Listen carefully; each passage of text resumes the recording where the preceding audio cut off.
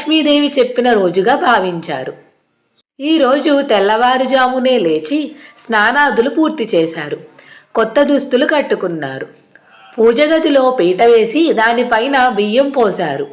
అందులో కలశం ఏర్పాటు చేసి వరలక్ష్మీదేవిని ఆవాహన చేశారు. ఆ రోజు సాయంత్రం చారుమతి తోటి స్త్రీలతో కలిసి పద్మాసనే పద్మకరే సర్వలోక పూజితే నారాయణ ప్రియేదేవి సుప్రీతా భవ సర్వదా అని ధ్యానించి వరలక్ష్మీదేవిని ఆవాహన చేసింది. షోడశోపచార పూజలు పూర్తి చేసి 9 సూత్రాలున్న పసుపు దారాలను ధరించింది. పలు రకాల భక్ష్యభోజ్యాలను వరలక్ష్మీదేవికి నివేదించి ప్రదక్షిణలు చేసింది. ఇలా మొదటి ప్రదక్షిణ పూర్తి కాగానే ఆ స్త్రీలందరి కాళ్లలో గళ్ళుగళ్ళుమనే శబ్దం వినిపించింది. ఆ స్త్రీలందరూ ఆశ్చర్యంగా తమ కాళ్ల వైపు చూసుకున్నారు. వారి కాళ్లకు గజ్జెలున్నాయి.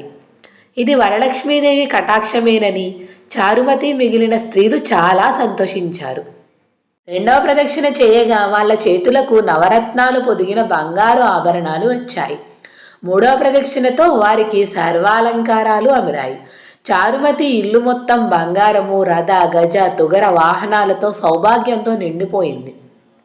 వ్రతంలో పాల్గొన్న స్త్రీలను తీసుకుపోవటానికి గుర్రాలు, ఏనుగులు, రథాలు వచ్చి చారుమతి ఇంటి వద్ద నిలిచాయి.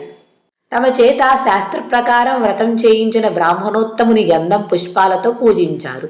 దక్షిణ తాంబూలము 12 భక్షములు వాయనమిచ్చి ఆశీర్వాదం పొందారు.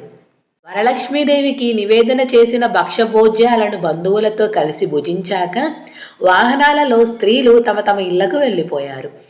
ఆ రోజు నుంచి చారుమతితో పాటు పలువురు స్త్రీలు ప్రతి సంవత్సరం వరలక్ష్మీదేవిని పూజిస్తూ సకల సంపదలతో సుఖంగా ఉన్నారు. ఈ వ్రతం చేసిన వారికి సర్వసంపదలు కలుగుతాయి.